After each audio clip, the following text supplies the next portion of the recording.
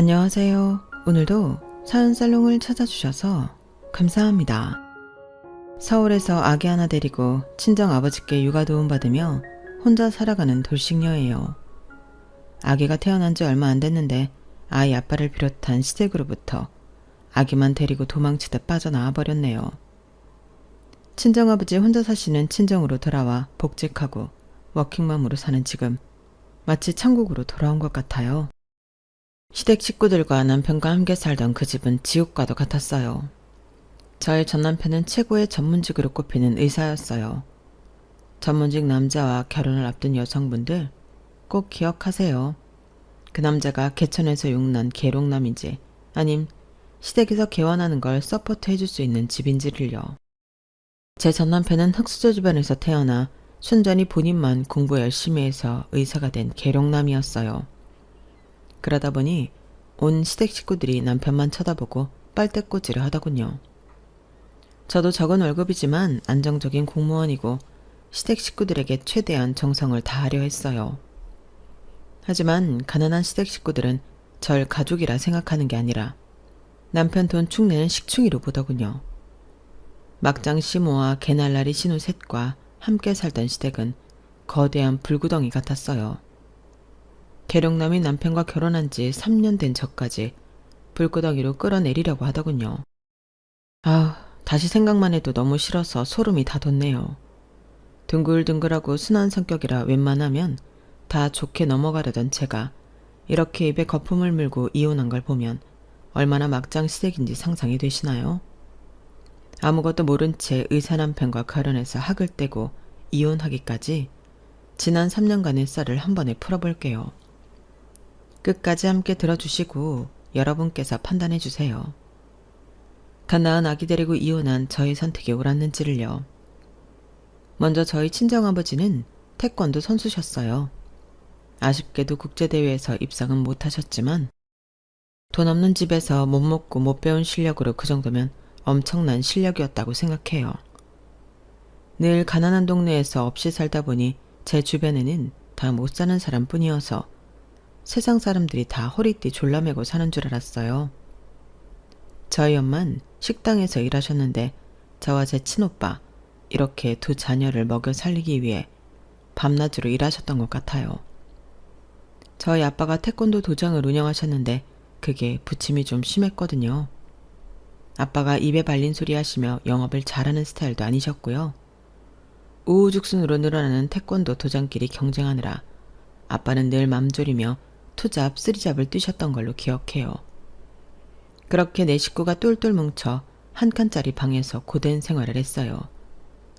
현실적인 돈 문제 때문에 우리 집은 한 푼이라도 더 모으기 위해 투쟁하는 합숙소 같은 느낌이었죠. 저와 오빠도 어릴 적부터 맨날 남이 버린 옷과 물건들만 쓰고 아끼며 사는 게 습관이 되었어요. 그렇게 몇 년을 살다 보니 제가 초등학교를 졸업할 때쯤엔 통장에 돈이 좀 모였나 봐요. 드디어 방 2칸짜리 전세로 이사를 가게 되었어요. 무려 아파트로 말이죠. 이사간 당일 아직 짐을 다 풀지도 않은 채 엄마 아빠가 시장에서 통닭 한 마리를 사오시더군요. 돈 아낀다고 가족끼리 생일 케이크도 한번 안 사 먹어봤는데 아파트에 이사 온 기념으로 통닭 사서 생전 처음 가족 파티를 했네요. 자, 엄마가 손이 작아서 한 마리밖에 안 사왔는데 나한테 쓰니 너희들 실컷 먹어. 여보, 자기도 닭다리 하나 잡고 뜯어. 찢어지게 가난한 남편 만나 지금까지 고생하고 살았으면 이 정도 호강은 해도 되지 뭐. 이제 전세지만 아파트로 이사도 왔고 우리 부부도 좀 누릴 거 누립시다. 백날 첫날 생고생만 하다가 늙어 죽으면 얼마나 억울하겠어? 안 그래? 아빠는 엄마에게 이렇게 농담하며 닭다리를 하나 건네주셨어요. 그런데 그 닭다리가 엄마의 처음이자 마지막에 호강이 될 줄은 꿈에도 몰랐죠. 엄마는 처음 살아보는 아파트가 너무 쾌적하고 좋다면서 통닭을 다 드시지도 않은 채 연신 바닥을 걸레질하시며 닦고 또 닦았어요. 그러다 엄마가 갑자기 윽 소리를 내시며 가슴을 부여잡고 쓰러졌어요. 엄마 왜 이래? 아빠, 얼른 119 불러요. 엄마가 쓰러지셨어요. 결혼해서 10년이 넘는 기간 동안 단칸방 차글세를 벗어나려 밤낮으로 일하시다가 과로로 심장마비가 온 거였어요. 평소에 병원비 아낀다고 건강검진 한 번을 안 받아봤기에 엄마 심장이 약한지 어쩐지도 모르고 살았죠. 정말 돈이 전부가 아닌데 건강 잃으면 돈이고 뭐고 쓸 겨를조차 없는 건데 저나 우리 가족은 참 바보같이 살았어요. 우리 집안에 환한 해바라기 같던 엄마가 급작스레 돌아가시고 가족들은 충격에 빠졌죠. 불행인지 다행인 건지 그 충격에서 헤어나기 위해 각자 도생으로 그냥 몸을 갈아서 열심히 살았던 것 같아요. 엄마가 과로하다가 돌아가신 걸 빤히 알면서도 어딘가에 집중하지 않으면 심적으로 너무 괴로웠거든요. 전 미친 듯이 공부를 했고 오빠는 하루 종일 운동에 매달렸어요. 아빠는 태권도장 운영과 더불어 주말이면 투잡, 쓰리잡을 뛰셨어요. 하루는 오빠가 학교에서 놀림을 받았다며 아빠에게 하소연을 하더군요. 아빠, 때밀이 알바 그만하면 안 돼요. 우리 태권도장 같이 다니는 친구가 태권도 관장님이 목욕탕에서 때밀이 한다고 다 소문 퍼뜨리고 다닌다고 말이에요. 네? 저는 그때 아빠가 눈물을 흘리는 모습을 처음 본 것 같아요. 심지어 엄마가 돌아가셨을 때도 워낙 정신없이 장례식 치르고 저희 남매 돌보시느라 눈물을 보이지 않았던 아빠였거든요. 근데 때밀이 그만하란 말에 그동안 삼켜만 왔던 눈물을 왈칵 쏟아내시는 느낌이었어요. 아빠도 좀 쉬고 싶은데 가만히 있으면 네 엄마가 너무 보고 싶어서 어찌할 바를 모르겠다구나. 여보, 보고 싶소. 대체 왜 이렇게 빨리 가버린 거야? 그때도 느꼈죠. 아빠도 사람이구나. 그날 밤 늦게까지 세 식구가 나란히 식탁에 앉아 엄마를 추억하며 생전 처음으로 마음을 터놓았던 것 같아요. 그 후로 아빠는 태권도장 운영에만 몰두하셨고 오빠는 태권도 선수가 되기 위해 진로 설정을 했으며 전 안정적인 직장인이 빨리 되기 위해 열공에 열공을 더했어요. 그 결과 오빠도 원하는 대로 태권도 선수가 되었고 전 서울 명문대학을 조기 졸업하고 7급 공무원에 합격할 수 있었어요. 전 엄마가 돌아가시고부터 뭐든 맡은 바 최선을 다하는 게 습관이 되었죠. 그렇게 몇 년을 일하다 보니 상체 관절 여기저기가 너무 아프더라고요. 노가다 일하는 사람이나 몸 상하는 줄 알았는데 항상 뻣뻣하게 컴퓨터 앞에 앉아있는 사무직들도 아프기 마찬가지더군요. 직장 근처 정형외과에 단골 환자가 되고 말았죠. 그날도 환자 대기석에 앉아 진료를 기다리고 있었어요. 그런데 옆에 앉아 계신 모르는 할아버지가 카통 사용법을 저한테 물어보시더군요. 전 당연히 친절히 가르쳐 드렸죠. 아유, 고마워요 아가씨. 참하고 예쁘게 생긴 아가씨가 노인네 모르는 걸 친절하게도 알려주네. 아, 별 말씀을요. 칭찬 감사합니다. 한 5분쯤 지났을까? 이번엔 저쪽에서 웬 할머니가 절 향해 소리치며 달려오시더군요. 딸아, 내 딸아, 오랜만이다. 웬 모르는 할머니가 제게 딸이라고 하며 와서는 와락 부둥켜 앉더군요. 전 너무 놀랐어요. 심지어 그 할머니는 몸에서 악취가 심했어요. 이게 어찌된 일인가 어리둥절하며 그 할머니와 껴안고 있었는데 안에서 진료를 보던 정형외과 의사와 간호사들이 나와서 할머니를 제게서 떼어내시더군요. 아이쿠, 제가 다 죄송합니다. 치매 걸린 할머니 환자분이신데 따님으로 착각했나 봐요. 현재 딸하고 연락이 안 되신다고 하네요. 가족으로부터 버림받아서 충격이 큰가 봅니다. 특히나 안 씻는다고 난리치셔서 요양보호사분들이 난감해 하시네요. 여튼 환자분께 민폐 끼쳐서 죄송합니다. 정형외과 의사로부터 자초지종을 다 듣고 나자 그 할머니가 너무 불쌍했어요. 그 치매 걸린 할머니는 여전히 절 보고 딸아를 외치며 버둥거리셨어요. 전 괜시리 돌아가신 엄마가 생각나서 그 할머니한테 다가가 다시 한번 말없이 안아드렸어요. 가족한테 버림받았다니 제 마음이 너무 아팠거든요. 그렇게 상황이 일단락되고 저도 정형외과 진료를 보고는 일을 마치고 퇴근해서 집에 돌아왔죠. 갑자기 모르는 핸드폰 번호로 전화가 오더군요. 누구시죠? 저 아까 그 정형외과 의사입니다. 치매 걸린 할머니로 인해 대화 나누었던. 기억하시죠? 아, 의사 선생님 안녕하세요. 근데 어쩐 일로 전화 주셨나요? 혹시 제가 진료비를 일부 계산 안 한 게 있나요? 아, 아닙니다. 그냥 너무 인상 깊어서 연락드렸습니다. 실례를 무릅쓰고 진료 기록 보고 연락처 알아내서 전화해 본 거예요. 전화 받아주셔서 고맙습니다. 실은 전부터 인상 깊게 봤어요. 미리 말씀드리면 전 아직 총각이고요. 불순한 의도로 보미 씨를 지켜봐왔던 건 아닙니다. 나 사적인 감정으로 지켜봐왔지만 총각이 아가씨 좋아하는 게 불순한 건 아니겠죠? 아, 근데 보미 씨 아직 결혼 안 하신 분 맞죠? 그의 속사포 렉 같은 고백이 당최 이해가 안 가더군요. 하지만 시종일관 웃으며 얘기하는 그의 목소리가 즐겁게 들렸어요. 저도 덩달아 기분이 좋아지더군요. 진료도 꼼꼼하고 친절하게 잘 봐주셔서 선생님이 환자가 제일 많던데 사적으로 대화 나눠도 참 소탈하시네요. 성격이 좋으신 것 같아요. 아, 좋게 봐주셔서 감사합니다. 가끔 저희 병원 내 다른 의사한테 진료받으시던데 그럴 때면 질투가 나더라고요. 여튼 계속 신경이 쓰였습니다. 오늘 낮 사건도 있고 겸사겸사 이대로 지나가선 후회하겠다 싶어 연락드렸습니다. 제 고백을 받아주세요. 성격이 급하시네요.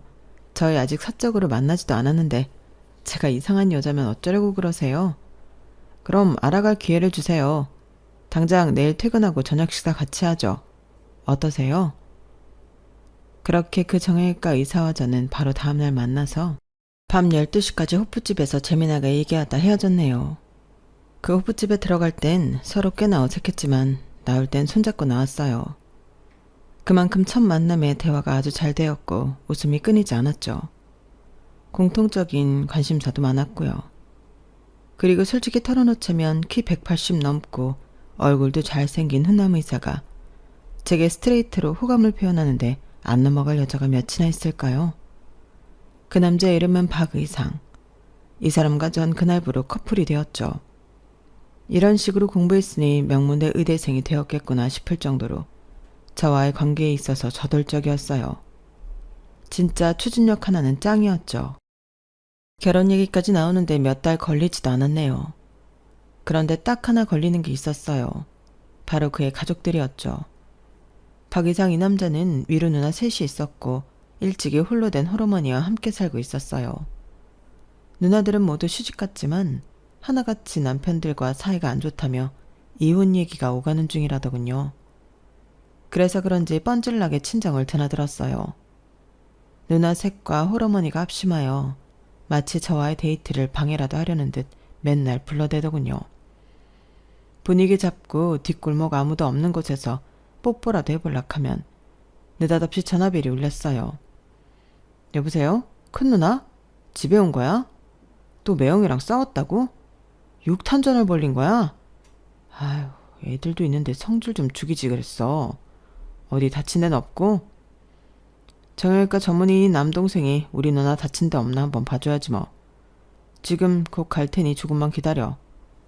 아니, 누나가 남편하고 치고받고 싸웠다고?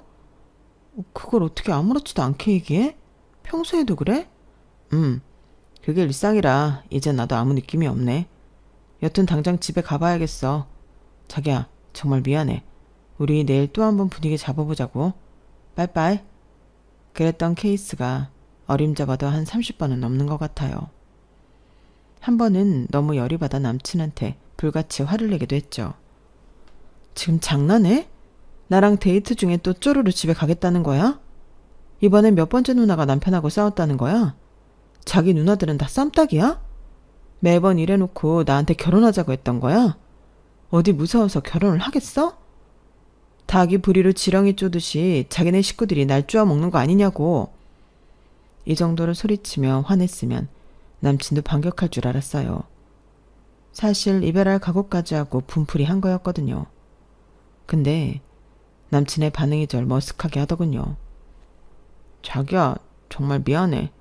내가 이렇게 무릎 꿇을 테니 한 번만 용서해줘. 난 자기랑 꼭 결혼하고 싶어. 우리 엄마랑 누나들 다들 가난하게 자라고 가난한 매형들 만나 고생하는 사람들이라 거칠게 변해버렸나 봐. 원래는 진짜 여리고 심성 곱고 착한 사람들이야. 너무 불쌍하잖아. 그나마 우리 집에서 가장 성공한 내가 걷어줘야지. 안 그래? 자기도 어렸을 때 가난했었다며. 내 심정 알겠지?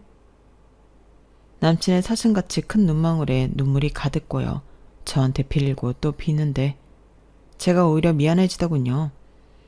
결혼 전에 아주 냉철하게 판단했어야 했는데 그때 당시엔 저도 완전히 남친한테 퐁당 빠져버려 아무것도 보이지 않았네요. 남친은 절 얼른 자기네 집에 데려가 인사시키고 싶어 했어요. 그동안 결혼하고 싶어서 어떻게 참았는지 엄청난 추진력으로 밀어붙이더군요. 저도 남친을 사랑했기에 거의 다 그의 제안대로 따랐던 것 같아요. 조신하고 깔끔하게 차려입고 예비시댁에 갔죠. 표면상으로 현재 그 집엔 남친과 예비시모만 살고 있었기에 시모 선물 정도만 챙겨갔어요. 그런데 막상 도착하니 현관에 웬 신발이 엄청 많이 있더군요. 누나들과 조카들까지 총 출동했더라고요. 그런데 어느 하나 절 반겨주는 이가 없었어요. 다들 쫙 찢어진 눈으로 팔짱 끼고 절 노려보고 있더군요. 안녕하세요. 김봄이라고 합니다. 처음 뵙겠습니다. 형님들도 다 와 계신지 모르고 어머님 선물만 좀 사왔네요. 꽤 큰 과일 바구니니 이따 부엌에서 제가 깎아올게요. 야, 장난해? 벌써부터 어디서 형님이래. 우리가 널 올케로 받아들일 것 같아? 그리고 우리 집안 대들보를 통째로 뽑아간다면서 겨우 과일 바구니 딸랑 들고 와? 듣자하니 집, 차, 병원 개원하는 비용 중에 하나도 안 해온다면서. 의사 남편을 가지려면 물질적인 희생을 좀 해야 하는 거 아니야? 의상이 누나로서 나 이 결혼 용납 못해. 합당한 돈을 가져오라고. 돈. 남친 둘째 누나로부터 첫 대면에 야소리에 돈 가져오라는 소리를 듣자 하니 머릿속이 하얘지더군요. 사람으로부터 이렇게 심한 모욕을 당한 건 생전 처음이었어요. 그나마 옆에 있던 남친이 말려줘서 거실로 겨우 입장할 수 있었죠. 둘째 누나, 자자 진정하고 내 말 좀 들어봐. 내가 개원할 때까지 돈 아끼기 위해 결혼은 우리 집에서 엄마랑 몇 년만 학가하기로 했어. 그리고 봄이가 그동안 일하면서 모은 돈도 가져오기로 했으니 너무 뭐라 하지 마. 봄이 놀라겠다. 예비 시모도 한성갈 하는 사람 같았어요. 박 의상이 헛똑똑이야. 널 사위 삼겠다는 부잣집 딸내미들이 줄을 섰는데 어디서 저런 가난뱅이 버러지를 데리고 오냐? 아유, 내 팔자야. 네가 정형외과 개원하려면 당장 몇 억이 필요한데 며느리 덕 좀 버리고 했건만 진짜 천년이랑 결혼할 거냐? 이대로 있다간 정말 안 되겠더군요. 예비 시댁 식구들의 기가 보통이 아니었어요. 저도 결혼 파토낼 각오하고 할 말은 해야 할 것 같았죠. 아니 어머님, 가난뱅이 버러지라뇨. 저희 아버지와 오빠는 태권도 도장 잘 운영하고 계시고 저도 7급 공무원으로서 정년 보장되고 평생 연금 받을 수 있는 안정적인 직장 가졌는데 이 정도가 버러지 소리 들을 수준인가요? 말씀이 너무 심하시네요. 초면에 제가 이 집안 식구들한테 이토록 조림돌림 당할 만큼 만만해 보이세요? 이 결혼은 없던 걸로 하겠습니다. 부잣집 며느리 얻어서 기생충처럼 다들 들러붙어 사시든지 마음대로 하세요. 눈물이 나오는 걸 꾹꾹 참고 자리를 박차고 뛰쳐나왔어요. 그들 앞에서 울면 왠지 지는 느낌이었거든요. 자기네들도 그리 부자는 아니면서 나보고 돈 없다고 무시하는 꼴이라니. 의사 아들 하나 뒀다고 아주 양반이 따로 없었죠. 저와의 결혼을 강력히 원하던 남친은 진짜 파토날까봐 그날 이후 거의 저를 스토커처럼 따라다녔어요. 귀찮을 지경이었죠. 자존심에 크게 상처를 입은 제가 이별을 선언하고 꿈쩍도 안 하자 남친은 다른 수를 쓰더군요. 남친 혼자 결혼식장을 예약하고는 청첩장까지 찍어서 제가 일하는 사무실 사람들한테 다 돌리더군요. 당연히 저한테도 한 장 주고요. 어이없어 하고 있는 제게 동료들은 다들 축하해줬고요. 화가 나서 남친을 따로 만나 진지하게 대화를 했어요. 대체 이게 뭐하는 짓이야? 자기 스토커야? 난 당신네 가족들이 원하는 돈 많은 집안 자식이 아니야. 부잣집 딸내미 하나 꼬셔서 얼른 결혼해. 우리 헤어져. 다신 찾아오지 말라고. 그럼 나 없어져 버릴 거야. 봄이가 나랑 결혼 안 해주면 나 이 세상에서 없어져 버릴 거라고. 넌 내게 전부야. 내가 우리 가족들이 뭐라 하는 거 다 막아줄 테니 얼른 식 올리자. 식장까지 다 예약해놨어. 아니, 우리 혼인신고부터 빨리 해치워버리자. 자기랑 법적으로 얼른 부부가 되고 싶어. 내가 이미 봄이 아버님이랑 오빠도 만나서 얘기 끝냈어. 우리 결혼 허락 받아냈다고. 우리 가족들은 나한테 맡겨. 다들 내 말이면 껌뻑 죽는 사람들이니 상견례금 보고 식장에서 보면 되지 뭐. 집으로 가니 아빠와 오빠가 제 결혼을 진심으로 축하해 주시더군요. 제 속도 모르고 말이죠. 우리 딸 결혼한다고? 남자친구 얘기를 아빠한테 한 번도 안 하더니 이미 청첩장까지 만들었더구나. 키도 크고 얼굴도 잘생기고 명문대 의대 출신의 정형외과 의사라니 아빠가 반대할 이유가 없지. 신혼집은 지금 시댁에서 잠깐 합가한다며? 아빠가 지금까지 모아놓은 돈 중에서 최대한 보태줄 테니 현금으로라도 갖고 가도록 해라. 평소엔 무뚝뚝하시던 아빠가 환한 미소로 제게 축하해 주시는 모습을 보고는 전 아무 말도 할 수 없었어요. 그리고 무엇보다 이렇게까지 저와의 결혼을 원하는 남친의 집착이 저에 대한 찐 사랑이라고 생각했어요. 시댁 식구들의 공격을 모두 막아준다는 남친의 말도 진짜라고 여겼죠. 그때 단호하게 남친과의 인연을 끊었어야 했는데 지금 생각하면 참으로 후회되는 지점이네요. 남친의 말대로 상견례도 생략하고 결혼식장에서 시댁 식구들 2번째로 봤네요. 그런데 신부 대기실에서 신부 입장하기 전에 또 작은 소동이 벌어졌어요. 갑자기 우리 고모가 너무 당황해 하시더군요. 봄이야. 내 보석들이 든 가방이 통째로 없어졌어. 당장 경찰이라도 불러야겠어. 고모가 예전부터 하던 루비 반지랑 다이아랑 진주 목걸이 등등. 너 알지? 그거 다 합치면 1,000만 원도 넘는데 이를 어쩌니? 저희 친정과는 다르게 고모는 부잣집에 시집가서 주얼리도 다 진짜 보석들로만 착용하던 분이었어요. 그런 보석들을 통째로 잃어버렸다니 큰일이었죠. 제 결혼식에서 발생한 일이었기에 신부 입장 전 얼른 수습해야겠다 싶어 경찰을 불렀어요. 바로 CCTV까지 확인했지만 CCTV 사각지대에서 벌어진 일이라 경찰도 절도범을 찾지 못했죠. 너무 안타깝고 고모한테 제가 다 죄송했지만 그 사건은 그렇게 넘어가고 말았어요. 남편의 병원 일이 너무 바쁜 시즌이었기에 신혼여행은 가까운 일본으로 잠시 다녀왔어요. 3명의 신우들과 시모 선물로 각각 샤넬백을 선물로 사들고 갔어요. 다 제 돈으로 말이죠. 시댁 식구들이 당연히 좋아하실 줄 알았어요. 근데 제 예상은 완전히 빗나갔죠. 야, 샤넬백 정도로 퉁치고 넘어가려고 했어? 의사를 남편으로 맞이했으면 적어도 에르메스 정도는 선물로 들고 와야 하는 거 아니야? 막내 형님, 자꾸 야야거리시는데 올케라고 정확히 호칭을 불러주시는 게 좀 더 교양 있지 않을까요? 제가 이 집에 시집 올 때 현금 2억 넘게 들고 와서 어머니가 형님들께도 섭섭지 않게 드리고 나머지 현금은 나중에 남편 개업할 때 쓰려고 통장에 넣어놓고 있습니다. 무슨 밥숟가락 하나 덜렁 들고 온 며느리 마냥 몰아가지 마시라고요. 샤넬백 싫으시면 저 돌려주세요. 당장 중고로 처분할 테니. 아니, 저건 어디서 지보다 나이도 많은 형님들한테 눈을 희번뜩이며 지랄이야. 그리고 줬다 빼는 게 어딨냐? 어서 내놔. 에르메스 대신 이거라도 하고 다녀야지 뭐. 첫째부터 셋째까지 자매들이 하나같이 지랄들인지 정말 남이었으면 머리칼이라도 쥐어 뜯어주고 싶을 만큼 얄미웠어요. 그렇게 지옥 같은 합가가 시작되었죠. 거지 같은 성깔에 시모와 합가하는 걸 제가 너무 쉽게 여겼나 봐요. 그 후로 스트레스를 너무 많이 받아서 소화가 안 되고 머리가 아파 진통제며 소화제를 달고 살았던 것 같아요. 참으로 바보 같았죠. 70대의 시모는 물떠와라부터 시작해서 모든 걸 제게 다 시키더군요. 저도 하루 종일 공무원 일하며 진이 다 빠져서 집에 돌아왔는데도 시모는 살림에 손 하나 까딱 안 하고 다 시켜 먹었죠.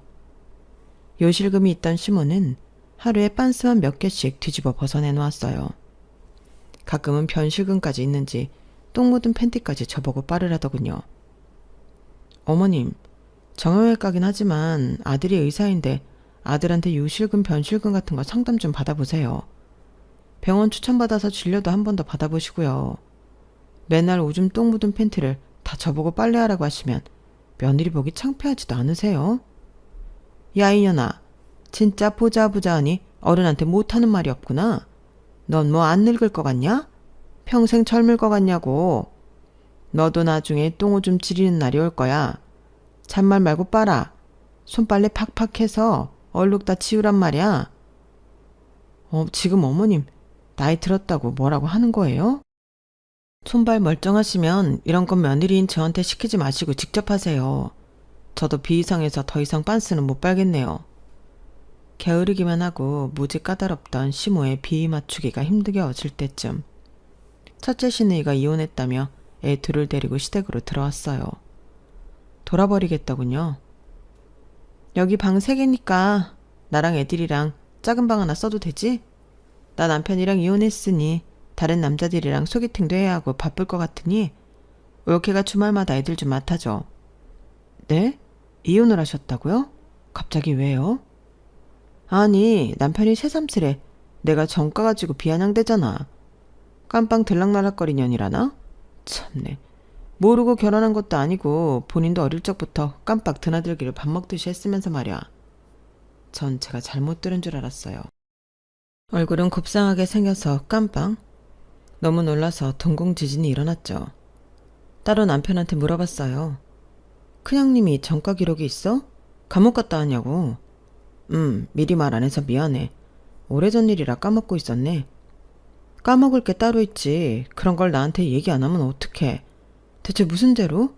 몇 개월이나 교도소에 있었던 거야? 몇 번째 전과 말하는 거야? 누나 사기랑 절도 출범이라 좀 여러 번 왔다 갔다 했어, 감옥. 날라리인 줄은 알고 있었지만 사기에 절도까지 7범이라니. 갑자기 큰 신우가 무섭기까지 하더군요. 그 후로 뭔가 제 귀중품 보관을 좀 더 조심하게 됐죠. 큰 신우와 조카들이 시댁에 얹혀 살았어도 자잘한 살림은 다 제 몫이었어요. 그날도 큰 신우 방까지 쓸고 닦고 하고 있었죠. 그런데 어디서 낯익은 복주머니가 보였어요. 밑에 이름이 이니셜로 조그맣게 적혀있길래 확인했더니 우리 고모 이니셜이었고 그 안에 들어있는 보석들은 어릴 적부터 봐오던 고모의 주얼리들이 확실했어요. 그럼 그때 결혼식장에서 고모 주얼리를 훔친 사람이 바로 내 큰 신우? 그때부터 손발이 달달 떨리기 시작하더군요. 결혼 후 다른 남자 만나러 다니느라 정신없던 큰 신우가 집에 도착하자 붙잡고 따져 물었어요. 이 복주머니 이거 어디서 난 거예요? 우리 고모 것이 확실한데? 결혼식장에서 훔친 거예요? 아, 이거 그냥 누가 화장대 위에 놨길래 내가 갖고 온 건데? 뭐야, 지금 내가 훔쳤다고 의심하는 거야? 그때 경찰 오고 난리 났었던 거 다 봤으면서 진짜 뻔뻔하네? 또 깜빵 가고 싶어요? 당장 경찰에 신고할 거예요. 그때 옆에 있던 남편이 전화기를 들고 신고하려던 절 말리더군요. 제발 진정하고 내 말 좀 들어봐. 지금 또 누나가 깜빵 가면 조카들은 누가 키우겠어? 지금도 이혼한 매형이 양육비 한 푼도 안 줘서 내 월급에서 누나 생활비 주고 있는데 제발 신고하지 말고 그냥 넘어가 주면 안 될까, 여보? 뭐? 이혼한 누나랑 조카 생활비를 당신이 내고 있다고? 어쩐지 나한테 생활비 한 푼 안 주고 다 내 월급으로 커버하려는 이유가 있었구만. 난 당신이 개원할 비용 모으려는 줄 알고 생활비 한 푼도 요구 안 한 거야. 근데 엄한데 돈을 쓰고 있어? 아유, 이 등신아. 가족들이 말려서 결국 신고는 안 하고 그대로 넘어가고 말았어요. 마음속으로 고모에게 너무나 미안했죠.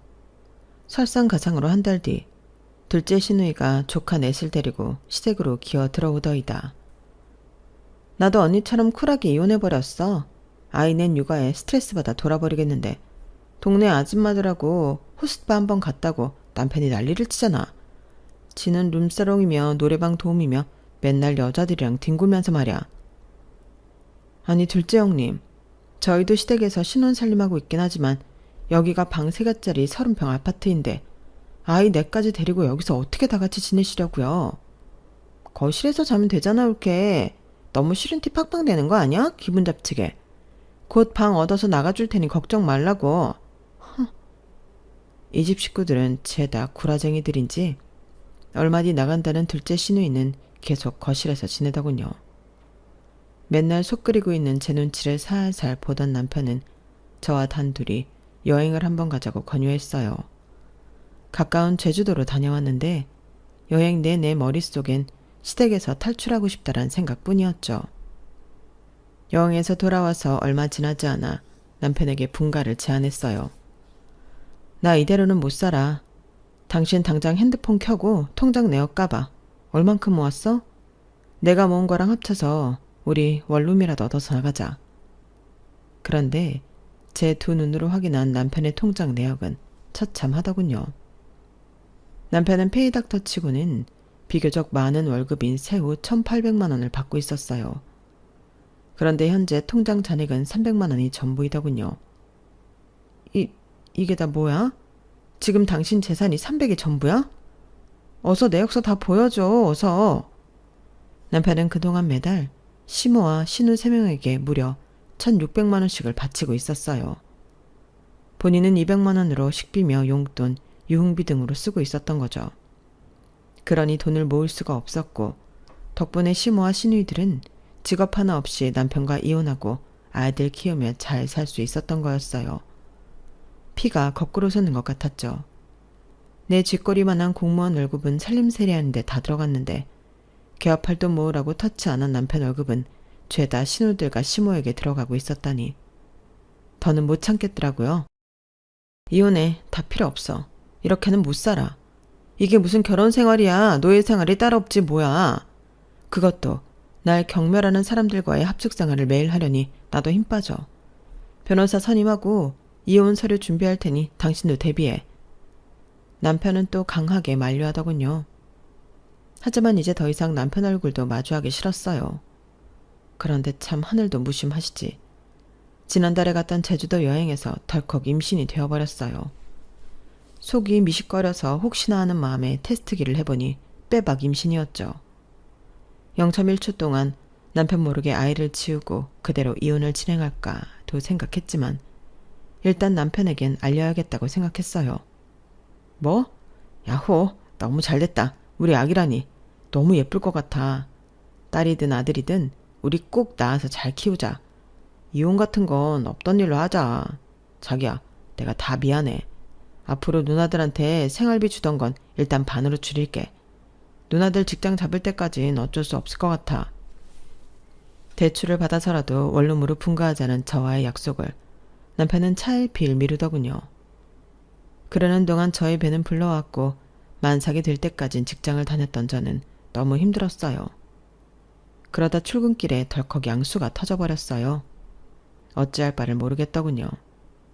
생판 모르는 사람을 붙잡고 좀 도와달라고 사정했어요. 119에 실려가서 바로 아기를 낳아야만 했죠.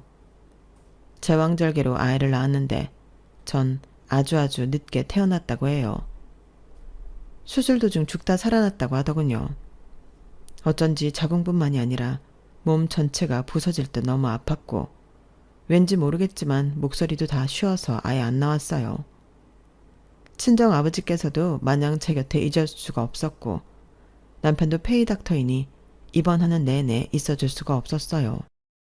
친정 엄마라도 살아계셨다면 이렇게 힘들 때 내 옆에 있어주셨을 텐데 너무너무 서러웠어요.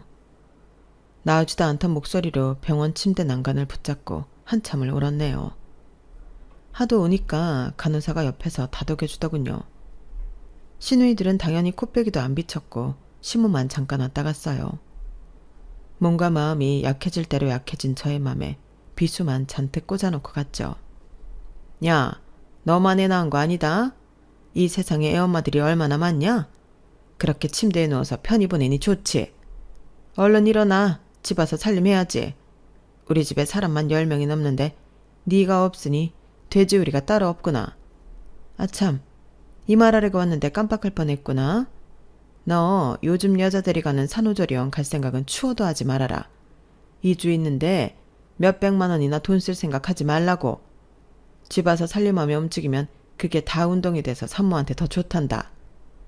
너무 열받은 저는 악마 같은 시모한테 울부짖으며 소리쳤어요. 지금 그따위 말짓거리로 여기 왔어요? 어머님 사람 맞아요?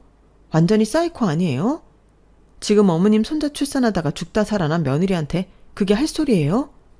내 돈으로 산후조리원 갔다 올 테니 상관하지 마세요. 입원실에서 당장 나가세요. 당장! 내 선택은 완전히 잘못된 거였어요. 애초에 하면 안 되는 결혼이었죠. 단순히 돈만 없는 시댁이 아닌 상식과 예절이 아예 없는 시댁 식구들이었죠. 제 기준으로는 사람처럼 안 보였어요. 그저 악마들, 의사 아들한테 돈 빼가는 개 버러지들로만 보였어요. 오히려 아기를 낳고 엄마가 되고 보니 저 혼자 키워도 충분하겠다는 생각이 들더군요. 어차피 남편에게도 정내미가 다 떨어졌거든요. 그 정점이 되는 사건이 얼마 후 발생했어요. 육아휴직을 하고는 집에서 갓난아기를 보고 있는데 남편으로부터 전화가 한 통 걸려왔어요. 여보, 셋째 누나가 이혼하고 기분 풀러 콘서트장 갔다가 애를 낳았대. 지금 당장 병원으로 좀 가줘야겠어. 아기는 우리 엄마한테 맡기고 말이야. 뭐? 셋째 형님이 애를 낳았다고? 이혼은 또 언제 했대? 거기 남편은 뭐하고 내가 병원을 가? 누나가 말하길 애 아빠가 누군지 몰라서 전 남편을 못 부른다네. 매형애는 아닌가 봐. 그래서 말인데 당분간은 당신이 애 좀 키워줘야겠어. 뭐? 지금 자기 뭐라고 했어? 우리 사랑이 난 지 얼마나 됐다고 나보고 애 아빠가 누군지도 모르는 조카를 키우라고? 제정신이야? 그럼 어떡해. 셋째 누나가 취업해서 직장에 다녀야 한다는데 산후조리도 제대로 못한 채 돈 벌러 직장 나가는 우리 누나가 불쌍하지도 않아 자기는? 순간 결심했어요. 아, 이 남자도 제정신이 아니구나. 이 남자랑 계속 살다간 내 명예 못 죽겠구나. 이 집 식구들은 날 사람이 아닌 노예로 보는구나. 탈출하자. 당장 이혼해. 진작 이결은 때려쳤어야 하는데 아니 아예 시작을 말았어야 했는데 사람인 줄 알고 상대했더니 이것들이 다 사람이 아니었네. 다 때려쳐. 병원이고 뭐고 당신 지금 당장 집으로 들어와. 밖에서 다 듣고 있던 신우들이 제 방으로 쳐들어와 다짜고짜 삿대질을 하더군요. 아니 옳게. 우리 막내 동생이 지금 애를 낳아서 좀 가보라는데 그게 그렇게 싫었어? 우린 아이들이 있으니까 못 가고 집에서 노심초사하고 있는데 아기 우리가 봐줄 테니 얼른 갔다 와.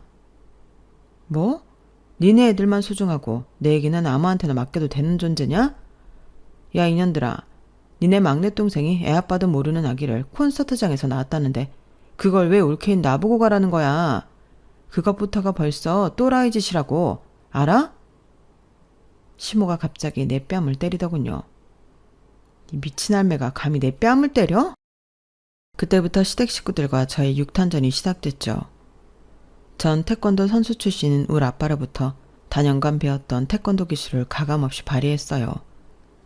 날라차기며 뒤돌려차기, 주먹 휘두르기 등등 시모로부터 뺨을 먼저 맞았으니 이미 제정신이 아닌 상태로 다 때려 눕혔어요. 그때 남편이 들어오더군요. 남편한테도 싸대기를 쓰게 때리고 침을 확 뱉고는 아기와 함께 집을 나와버렸어요. 그 지옥 같은 소굴을 말이죠. 택시 타고 아기와 함께 친정으로 향하는데 이제 자유다 라는 말이 저도 모르게 터져 나오더군요. 그들은 지은 죄가 많고 뒤가 구린 사람들이니 이 사건에 대해 결과 넘어지진 않더군요. 저의 매운맛을 보여줬더니 이혼도 순순히 해줬어요. 그 후로 양육비도 매달 꼬박꼬박 주고 있고요. 친정 아버지께는 죄송하지만 제 인생에서 가장 잘한 일은 이혼이네요. 시댁에 더 있었다간 아마 스트레스로 이미 저 세상 사람이지 않을까 싶어요. 여러분께서도 너무 아니다 싶으면 과감히 인연을 끊는 게 정신건강에 좋지 않을까 싶어요. 물론 저의 케이스처럼 막장 시댁은 거의 없겠죠. 결혼 전에 눈 크게 뜨고 꼭 현명한 선택을 하시길 바랍니다. 제 이야기는 여기까지입니다. 모두 행복하시고 건강하세요. 여러분, 사연 댓글에 응원과 현명한 조언 부탁드려요. 좋아요와 구독은 저에게 큰 힘이 됩니다. 오늘도 좋은 일 가득하세요.